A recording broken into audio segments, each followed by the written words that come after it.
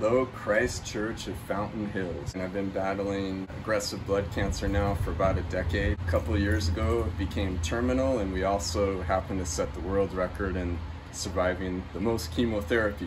Not the record we set out in life to set, but hey, we're gonna take it and run with it and try to do our best to work with all we can for the Lord. At the beginning of when I was diagnosed, I came in contact with Pastor Keith. He just emanated Jesus and helped set the tone for me throughout the treatment.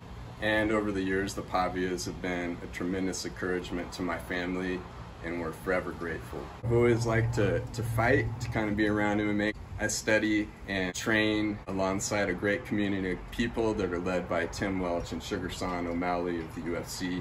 In Luke 22:26, Jesus said, "Get ready for trouble, get a sword."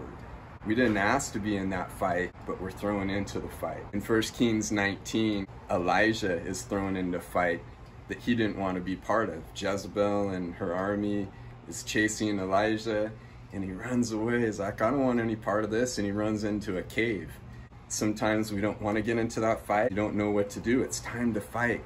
The pain becomes so deep. We become frozen. We get down into the fetal position. We're in the fight. We don't want to fight. We've been knocked down. We don't want to get back up again. We're in that horrible spot, anxiety, depression, fear. We can't get out of our head. We're stuck in hopelessness. This is where Elijah was in the cave when he said, "Lord, please just take me."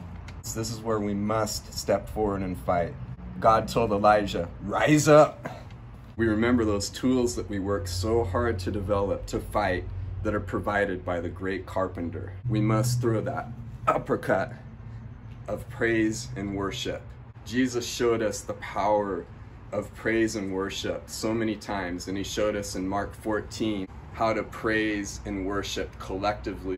He also gave us the takedown of the word. We can take down the enemy hearing the word, by learning the word, by applying the word, by storing it up. We know that we can have the focus taken off of ourselves if we've been reaching out to connect with other people. It's the people that we fight alongside with to grow, to learn how to be content in every situation. Elijah represents in this story, after he rose up, God gave him directions to head to a mountain to study and train for the word of God. And then he sent him out to people. He said, there will be 7,000 people to connect with that are going through what you just went through. The last few weeks, it was hard to walk.